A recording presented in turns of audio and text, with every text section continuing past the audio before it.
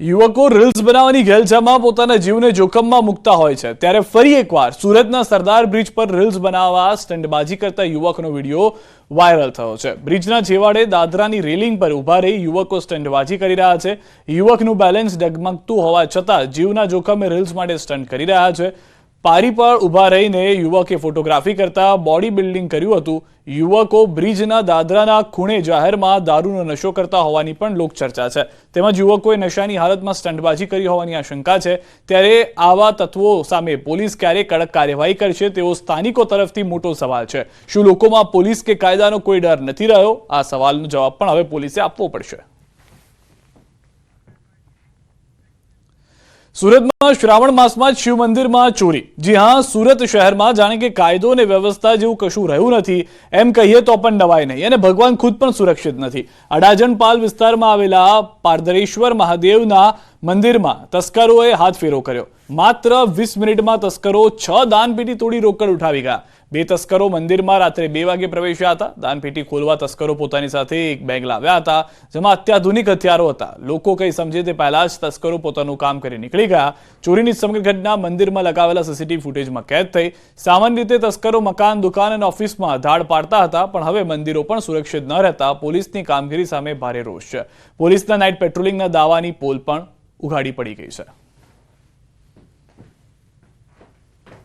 सीधा आवीने पेशकार डिसमिस लावीने खोली 20 मिनिटनी अंदर आ 6 गल्ला तोड़ीने ए लोको निकળી ગયા છે। कम से कम अंदाजित रकम 25-30 હજાર થી પણ વધારે હોવી જોઈએ। એ રીતે તોડતા હતા તો કેવું લાગ્યું તમને? કેવા એ આ જે સાવીઓ બનાવે છે, દાઢી છે, મહાત્મા જેવો દેખાય પણ પંજાબી હોઈ શકે, કોઈ બીજી પણ વ્યક્તિ હોઈ શકે, પણ કિમિયાગીરી માણસો છે જે તાળાઓ બનાવીને ખોલતા હોય એવા વ્યક્તિ અમને દેખાણા, કારણ કે બેગ એની સાથે હતી, બેગ સાથે લઈને આવેલા।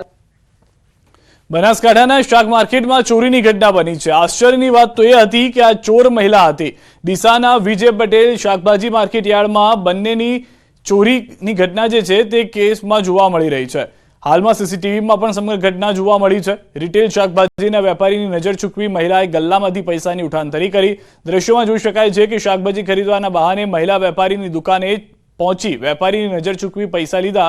વેપારી શાકભાજી તોલતો રહ્યો અને મહિલા પૈસા કાઢી ચૂકી હતી। સમગ્ર ઘટના સીસીટીવીમાં કેદ થતા ઝડપાઈ ચૂક્યા હતા આ મહિલા અને વેપારીઓએ મહિલાને ઝડપી પાડી પોલીસ હવાલે કરી હતી।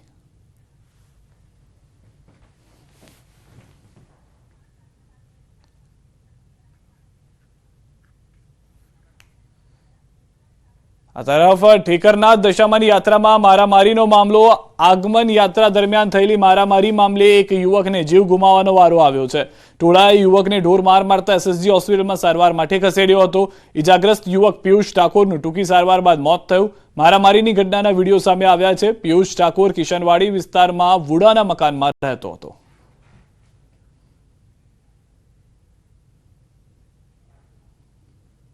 ઠેકરનાથ દશામામાં નાચવા ગયેલા, ત્યાં ઘડી નાચતા નાચતા ધક્કામધુક્કીમાં એ છોકરાને 15-16 જણાએ માર્યો છે।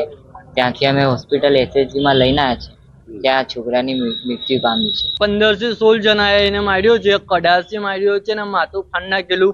3 ટાંકા આવ્યા છે, માથાની સર્જરી પણ કરાવી, પાણી અંદર ઘૂસી ગયેલું ને પ્લસ કે હજુ તક પોલીસે કોઈ એક્શન લીધું નથી। તો પોલીસને પડકાર ફેંકતી આ 4 ઘટનાઓ રાજ્યની અંદર જોવા મળી રહી છે। જોખમી સ્ટન્ટ કરતા સુરતના લોકો, સુરતની અંદર જ મંદિરમાંથી ચોરી કરવામાં આવે છે।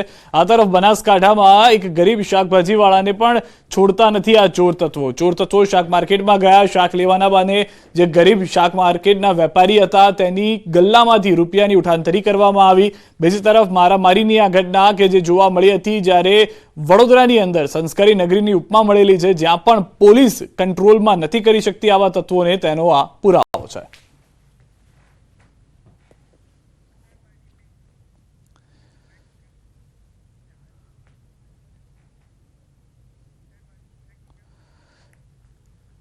રાજકોટમાં પૂર્વ ચીફ સિટી એન્જિનિયર અલ્પના મિત્રાએ પોતાના પર મુકાયેલા આરોપ ફગાવી દીધા છે। તેઓએ જણાવ્યું કે મેં ફાઇલોમાં સહી નથી કરી કે મેં ફાઇલો પણ મંગાવી ન હતી। એની હતી શું હતી એ મેં જોઈ પણ નથી। એક પણ ફાઇલોમાં મેં સહી કરી નથી, સર્ટિફાઈ કરી નથી।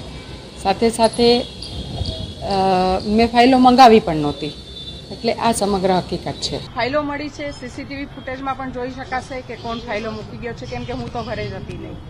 એટલે જેને જોવું હોય સીસીટીવી ફૂટેજ પણ જોઈ શકે. કામ મૂકી ગયા છે કોઈ, એ મેં મગાવ્યા નથી. શું કામ મૂકી ગયા છે એ જે તે ડેપ્યુટી એન્જિનિયરને પૂછવું પડે.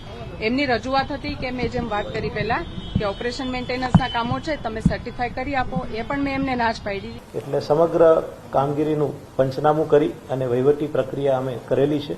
હવે આગળ આપે જે પૂછ્યું એ રીતે તપાસ થશે, પણ જે રીતે પ્રાઇમરી વિગતો સામે આવી છે એ મુજબ એમના કાર્યકાળ દરમિયાન ક્યાંક કોઈ જે બિલ પ્રોસેસની અંદર કોઈ જગ્યાએ સહી રહી ગયેલી છે કે કેમ એવી બાબતો સામે આવેલી છે. પણ આની તપાસ થશે અને તપાસ હાથ ધર્યા પછી જે સત્ય સામે આવશે, જેની પણ ફરજના ભાગરૂપે કોઈ બેદરકારી અથવા દુરુપયોગ કરેલાનું માલુમ પડશે તો જરૂર એની સામે નિયમ અનુસારના પગલાં લેવામાં આવશે.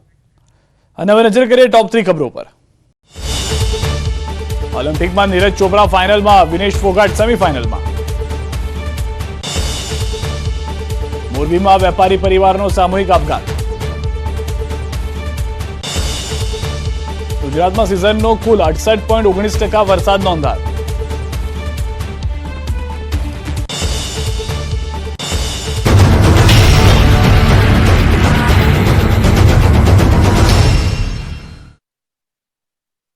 लूबी पम्प्स, फ्लो नहीं फोर्स.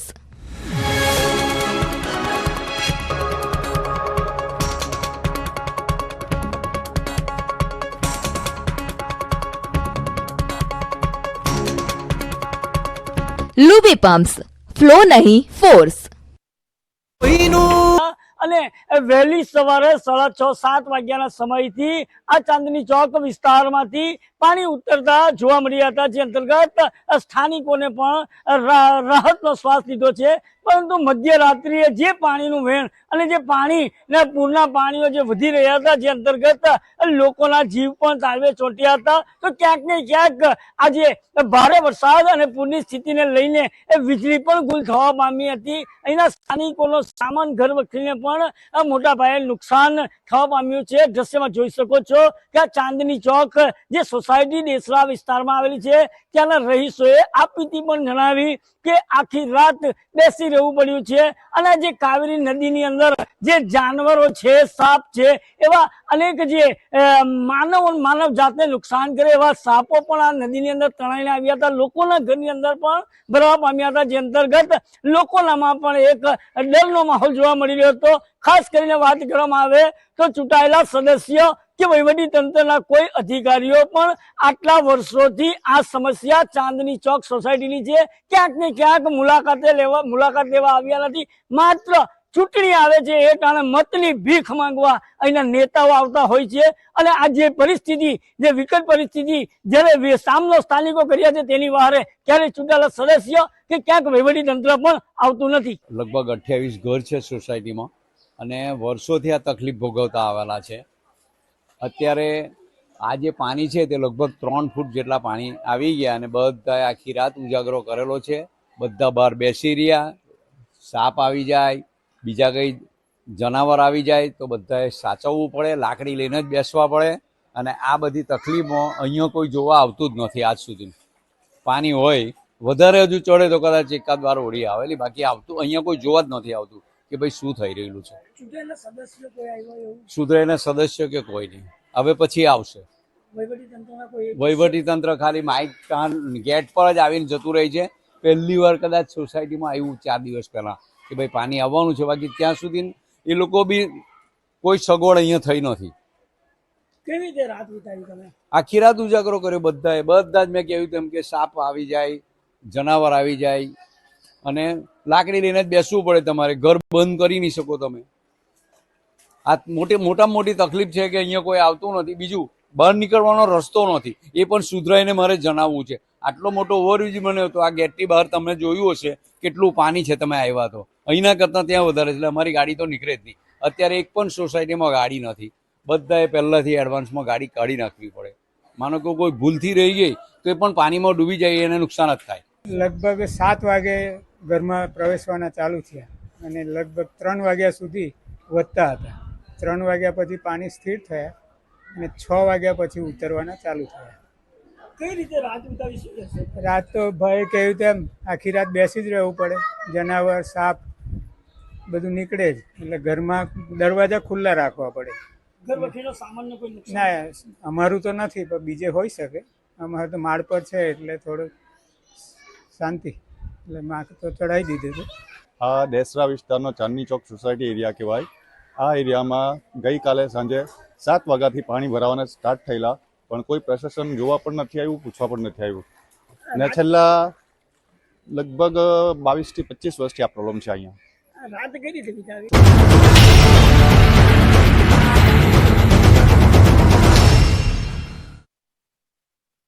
ફોરેસ્ટ બીટગાર્ડની ભરતીનો મામલો વધુ ઉગ્ર બની રહ્યો છે. એક અઠવાડિયાથી વિરોધ પ્રદર્શન કરી રહેલા ફોરેસ્ટના ઉમેદવારોની અટકાયત કરવામાં આવી. 300 જેટલા ઉમેદવારોની અટકાયતને લઈને ભારે રોષ જોવા મળી રહ્યો છે. સોમવારે સેક્ટર 11ના રામકથા મેદાનમાં રાજ્યભરમાંથી મોટી સંખ્યામાં ઉમેદવારો પહોંચ્યા હતા, જ્યાં મેદાનમાં જ બેસીને ઉમેદવારોએ રાત વિતાવી હતી, જેમની વહેલી સવારે અટકાયત કરવામાં આવી. જ્યારે બાકી રહેલા ઉમેદવારો વિસ્ટા ગાર્ડનમાં એકત્ર થયા હતા, ત્યાંથી પણ તેમની અટકાયત કરી લેવાઈ. એક સપ્તાહથી રજૂઆતો છતાં કોઈ સાંભળતું ન હોવાનો ઉમેદવારનો આક્ષેપ છે. જોકે ફોરેસ્ટ બીટગાર્ડ ઉમેદવારનું આંદોલન યથાવત છે. ઉમેદવારો મોટી સંખ્યામાં વિધાનસભા સામે સેન્ટ્રલ વિસ્તા ગાર્ડન પહોંચ્યા છે, જેને લઈને ગાર્ડન પોલીસ છાવણીમાં ફેરવાઈ ગયું છે.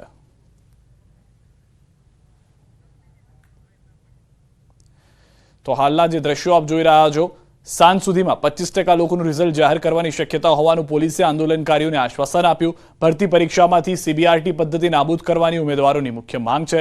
સાથે જ પરીક્ષાર્થીઓને લઈને પણ જે જાણકારી મળી રહી છે કે તેઓની જે વાત છે તે રજૂઆતોને સાંભળવામાં આવશે.